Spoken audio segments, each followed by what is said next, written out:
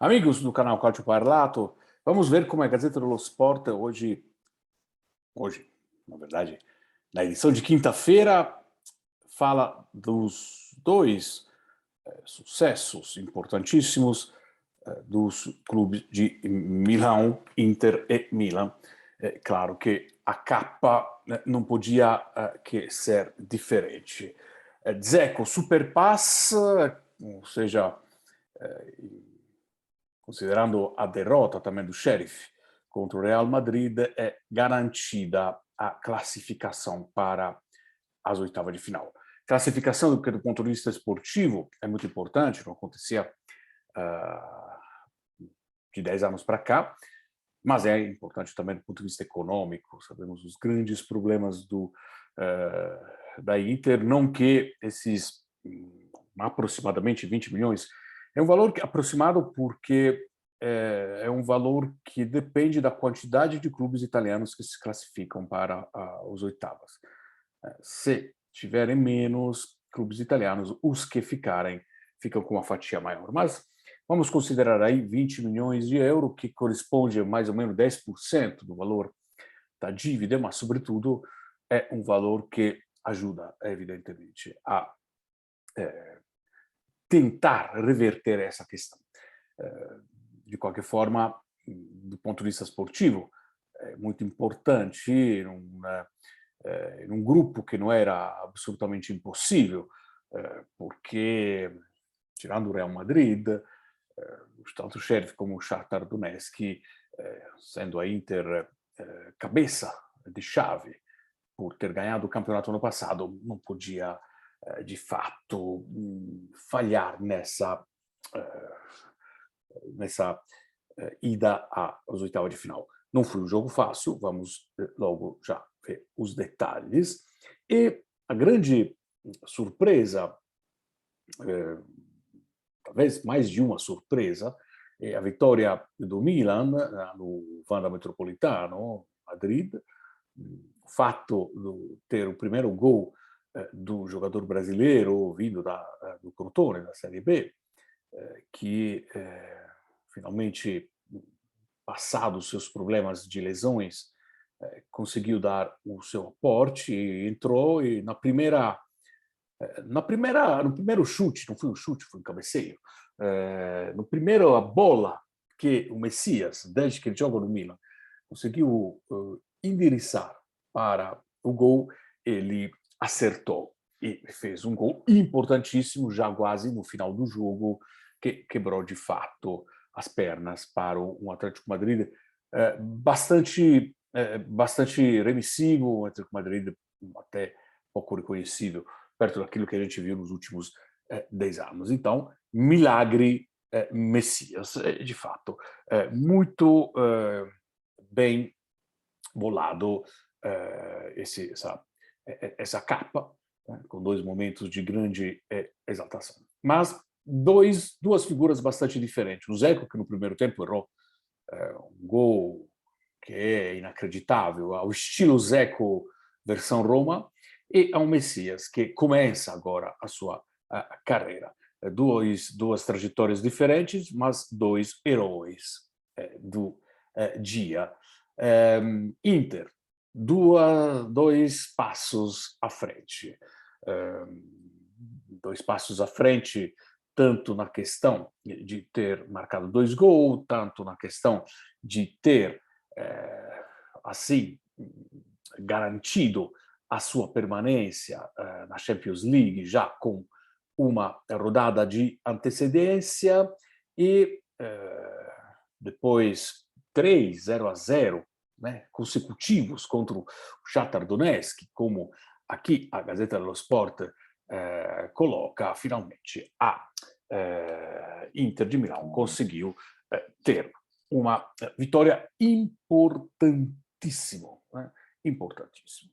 Muito bem, aqui temos uma análise em termos mais técnicos de como tanto o Inter como o Shakhtar tiveram, em termos de possesso de bola, né? O Shakhtar que teve um maior processo de bola, muito estéril.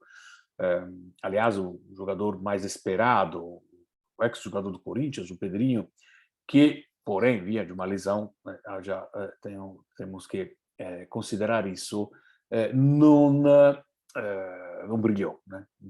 Pelo contrário, fui talvez a maior decepção. 58% de posse de bola aqui pelo Shakhtar, 9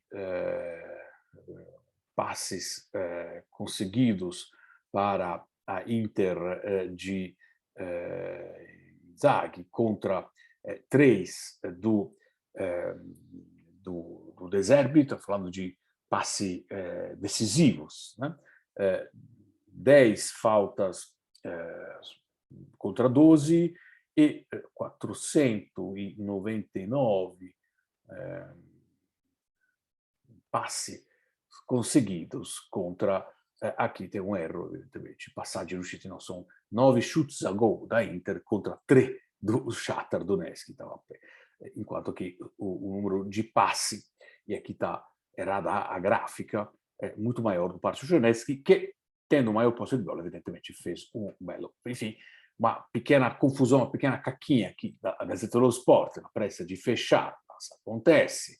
A versão digital tem possibilidade de corrigir, mas lá na Itália agora são 3 da manhã, então isso não será feito tão logo. Uma Inter que jogou com um Lautaro muito avançado, um Dzeko que, como de costume, gosta de ficar recebendo bola no círculo do meio de campo, e aqui, na posição média dos jogadores, ficou evidente essa situação. Bom, vamos em frente, que temos aqui as notas, um 7 para Inzaghi, que de fato interpretou bem esse jogo, e um 6,5 para esse goleiro, Trubin, que de fato é um goleiro que extraordinário, fez algumas coisas, sobretudo no primeiro tempo, extraordinárias. Um jogador, um goleiro de 20 anos, que tem muito futuro e que eu acredito que logo poderá alcançar voos mais altos em Premier League ou, quem sabe, no campeonato italiano. Perisic, de fato, domina de forma absoluta, jogador que, sobretudo no primeiro tempo, apesar da Inter, no primeiro tempo, não ter conseguido marcar o gol, mas, de fato, criou muitas ocasiões. O Perisic foi um grande propiciador. Absolutamente impossível o De Zerbi, o treinador do Shakhtar Donetsk, não conseguiu colocar nenhum jogador que pudesse contrastar a força, né, do Perisic, que parecia absolutamente incansável, como diz aqui. Ele faz 90 metros com absoluta tranquilidade. Um puro sangue da lateral, é uma definição legal. 7,5 Dzeko, honestamente, muito generoso, mas sabemos que quando o jogador marca um gol já se ganha um ponto a mais, então acho que um 6,5 seria mais do que suficiente perto daquilo que ele errou no primeiro tempo. Mas, enfim, tudo é bem o que acaba bem. Como sempre, eu tenho a tendência a não analisar somente o resultado, né? É uma forma bastante fácil, não precisa de ninguém comentando, né? Eu tento analisar, de fato, a efetividade do jogo e o crescimento dessa Inter, né? Se ainda temos um pouco de dificuldade em encontrar, por exemplo, um Lautaro Martinez mais envolvido, mais capaz de fazer parte totalmente do jogo da Inter, se trata, porém, de um jogo coletivo que está assumindo uma forma interessante. Alguns elementos que precisam ser colocados, que são méritos claros do Inzaghi. Acreditar no Darmian. Foi feita a compra do Dumfries, foi uma compra cara, um jogador que é da seleção holandesa, mas que nas poucas presenças que ele teve, não demonstrou aquela solidez defensiva e não demonstrou também toda aquela precisão de passe que um time como é a Inter precisa. Mostrou grande força física, grande arranque, grande potência, grande velocidade, mas o Inzaghi quer mais do que isso. Então o Darmian se conquistou no campo, com a confiança do Inzaghi, que nesse caso fui muito feliz, e isso, de um lado o Darmian, do outro lado o Perisic, de fato, são dois pulmões, dois elementos de grandíssima dificuldade para os adversários, sobretudo quando eles descem juntos, né? Eles desorientam de forma clara a zaga adversária, é um ponto de força muito grande dessa Inter. Temos aí um Çalhanoğlu que está, apesar de um início meio não tão bom no início da temporada, mas está calando as críticas de muitos e também calando as críticas de quem achava que a saída dele do Milan não foi nada deletéria, mas pelo contrário, foi positiva. O Çalhanoğlu está dominando o meio de campo da Inter de Milão. De um lado ele, do outro lado um Barella enorme, enorme, apesar de não ser um gigante, é um gigante com a bola nos pés. Ele tem uma velocidade, um arranque, aqueles movimentos de enganar o adversário, de ir na bola e não ir, naquele movimento em que ele para a bola e dá aquela travada e desorienta o adversário. É um Brozovic que, com altos e baixos, mas hoje mais altos do que baixo, ajuda na marcação, com o Ranocchia, que, enfim, sabemos que não é comparável com o De Vrij, mas que não fez nenhuma lambança, que já é muita boa coisa. Bom, temos que dizer também, temos que analisar também, que é muito importante, que o Shakhtar Donetsk hoje não jogou absolutamente nada. E aqui o De Zerbi admite, aqui embaixo, diz assim, resultado justo, pouca coragem e derrota merecida. De fato, o Shakhtar Donetsk fez muito pouco, fora algumas tentativas de contra-ataque, insistiu muito na jogada de saída de bola, que é uma característica dos times do De Zerbi. Essa característica manteve, o Inzaghi apostou muito sobre a pressão, e que no primeiro tempo foi evidentemente mais efetiva, por ter ainda mais energias, e que causou muitas oportunidades de gol da Inter, quem não aproveitou, né? Então, a preocupação no intervalo era justamente essa. A Inter é superior. A Inter consegue, de fato, atrapalhar a saída de bola do Shakhtar, que não está conseguindo fazer grandes coisas, mas não consegue acertar o chute. No segundo tempo, as coisas mudaram e, de fato, a Inter, mesmo com o Shakhtar Donetsk, que não se mostrou ser um grande time, fez um jogo importante, mostrando a evolução importante tanto do técnico como do clube. E aqui, bom, tirando a questão da condenação do Benzema, um assunto que poderíamos muito tranquilamente desenvolver, né, aqui mesmo no Calcio Parlato, embora se trate de um jogador que serve à seleção francesa, não a italiana, e também serve a um time na Espanha e não na Itália, Benzema que é condenado por uma tentativa de extorsão, de chantagem, tentativa, ou que, na verdade, foi reconhecida pelo tribunal, pelo menos em primeira instância, como um fato que, de fato, aconteceu, sobretudo contra o Villabuena, sobretudo o caso é contra o Villabuena. Ele foi condenado a um ano. Deschamps, selecionador técnico da seleção francesa, disse que isso não deixa a possibilidade dele ser convocado, sendo que em 2016, quando foi que ele não foi convocado. Aqui devemos ter aqui o dado certo, quando ele justamente em 2015, né? 2015 excluiu ele dos europeus, quando o caso saiu, quando ainda não fui julgado. Enfim, situações que, claro, que mexe com política, mexe com situações próximas de eleições, com essa questão da integração de pessoas vindo de outros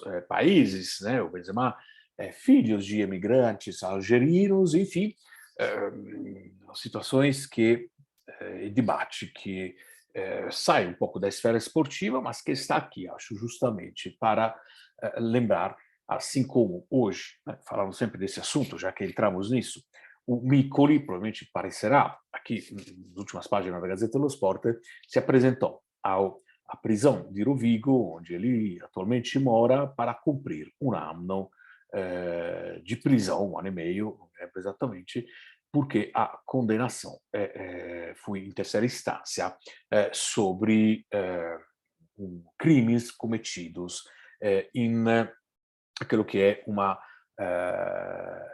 crimes associados à máfia, embora ligados à questão de vendas de objetos roubados ou algo parecido. Enfim, né, ninguém é acima da lei, isso é claro. A condenação do Benzema não é definitiva, a condenação do Micoli é definitiva, ele está passando a partir de hoje à noite preso, e isso vai durar pelo menos alguns meses até ter a progressão da pena, como é normal que tem e temos aqui no Brasil também, mas com certeza é justo que a justiça cumpra o seu caminho, qualquer seja o país. Mudando, voltando, aliás, ao assunto que mais interessa, o Messias, né? O diabo tem um Messias. E aqui o trocadilho assume características esotéricas, né? Tanto que escolhi colocar essa imagem, com esse título na capa do nosso vídeo aqui, porque ganha o prêmio de melhor trocadilho da temporada, por menos. Né? O diabo tem o Messias. Né? O diabo, o Messias, é claro que borderline um pouco com a situação, né, de que, sobretudo Itália, um país tão católico assim, essa questão do Milan se chamar de diabo, garanto para vocês que tem muitas pessoas incomodadas com isso. Conheço muitas pessoas, torcedoras do Milan, que se incomodam muito com essa associação. Mas é uma questão que tomou campo e que, portanto, não tem muito que agora tentar vir para trás. E falando nisso, inclusive, um jogador do Sassuolo, o Fratesi, foi suspenso por ter proferido uma blasfêmia. A blasfêmia é considerada no futebol italiano uma falha que dá uma suspensão automática. E pense que isso não foi flagrado pelo juiz, mas foi pelas câmeras. Né? A Itália é um país católico e, evidentemente, muito de uma falsidade nesse aspecto absurda. Né? A pessoa profere uma blasfêmia no momento de grande situação agonística, intensa, uma situação que é cultural. As blasfêmias no Vêneto, na Toscana, sobretudo, na Emília-Romanha, na região do norte, são extremamente comuns entre as pessoas. Né? Proferir uma blasfêmia, eu já ouvi padres proferirem blasfêmia na minha cidade, Firenze. Firenze é uma cidade absolutamente onde cada 4 palavras você tem uma blasfêmia. E é cultural, é feio, é absurdo. Olha, eu respeito todos e todas as religiões. Eu sou de família católica, mas eu acho que não tem nada a ver colocar no esporte, no jogo de futebol, uma suspensão para que a pessoa proferir uma blasfêmia. É um absurdo, é ridículo, beira o desrespeito à pessoa, né? Porque a pessoa pode não ser religiosa e, portanto, para ela não tem nenhuma importância aquilo. Né? Então, por que se respeita? E se a pessoa proferir uma ofensa ao outro, a outra religião? Né? tem várias expressões que se veem, né, como, por exemplo, me perdoem aqui, né, mas cazzo de Buda, por exemplo, que é uma coisa, mas Buda é considerada uma divindade, é considerada uma divindade para muitos. Isso não deveria ser uma blasfêmia também? Então se vai no ridículo, no absurdo, mas não era isso o assunto. O trocadilho que me faz entrar nessa, também uma coisa que começa um pouco a me incomodar, vimos na capa, vamos ver aqui, grazie all'ex Fattorino. Ex Fattorino, sabemos todos a história do Messias, que era um entregador, e que agora disputava as séries semiprofissionais ou não profissionais, amadoras, e que teve uma carreira que não é muito comum isso acontecer, ou seja, chegou no futebol profissional já com uma certa idade, não que seja velho, mas que diciamo, é menos comum. Agora já, né, sabemos, todo mundo sabe a história, se contou quando ele foi adquirido, se conta toda hora. Agora ele fez o primeiro gol, vamos falar de novo, que ele era um entregador, mas vamos fechar um pouquinho essa coisa, porque senão não se aprecia o valor do jogador nesse momento. A história de vida é extremamente bonita, extremamente linda, mas todo mundo já sabe. Vamos falar do jogador. E vamos falar desse Milan. Né? Vamos falar desse Milan que, de fato, fez um jogo bem organizado, uma zaga muito bem organizada, contra o Atlético Madrid, de fato, muito abaixo do Atlético Madrid dos últimos anos, muito pouco efetivo, com jogadores totalmente assim, totalmente já em final de carreira, como Suárez, por exemplo, que jogou absolutamente nada nesse jogo, mas o Milan acreditou mais com o Atlético Madrid, que no final das contas, com uma vitória, podia não garantir, evidentemente, porque o jogo entre Porto e Atlético Madrid é resolutivo, sobretudo porque se joga lá no Portugal. Mas nesse momento, o Milan praticamente, mesmo ganhando, como de fato ganhou, as chances são pequenas, porque você tem que ganhar do Liverpool para poder. Gente, quem viu os jogos do Liverpool, como você vai ganhar? Né? O único time que de fato chegou perto foi o Milan no primeiro jogo, ainda início de temporada, e mesmo assim tomou uma virada e perdeu. Mas o Liverpool nesse momento não tem. Não. Então, ir para ganhar, né, contra o Liverpool e esperar também outro tipo de resultados, porque não adianta só ganhar. E nesse caso, a 7 pontos, por exemplo, se o Porto ganhar, que vai a 8. Né? Então, pelo contrário, você vai entrar na Europa League e aí, meu filho, vai para a Europa League, esquece campeonato, esquece tudo. Sempre eu disse isso. Para o Milan, esse gol é importantíssimo, ganhar lá em Madrid, espetacular, dá moral, dá dinheiro, mostra, né? Contrariamente ao que aquele aposentado, aquele ex-treinador Allegri continua fazendo, envergonhando o futebol italiano, mostra a potência do futebol italiano.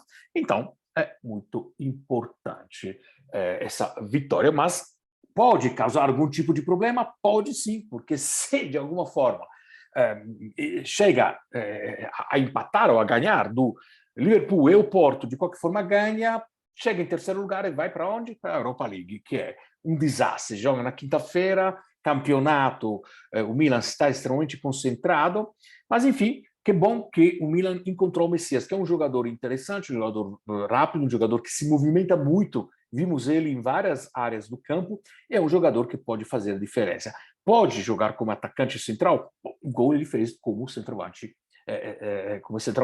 mesmo. E, de fato, belíssima a ação, belíssimo o cruzamento, mas, sobretudo, muito senso de posição e espetacular o cabeceamento e, enfim, o gol do Milan. Então, Parabéns ao Milan, que ganha um 7,5 com Pioli, 7,5 o que sim, que fez o cruzamento, inclusive espetacular na cabeça do Messias, pior o Giroud, mas enfim, é um jogador que de fato alterna, é um jogador que precisa da bola nos pés, ou melhor na cabeça, porque o que ele faz gol, ele faz de cabeça, mas é muito, muito triste esse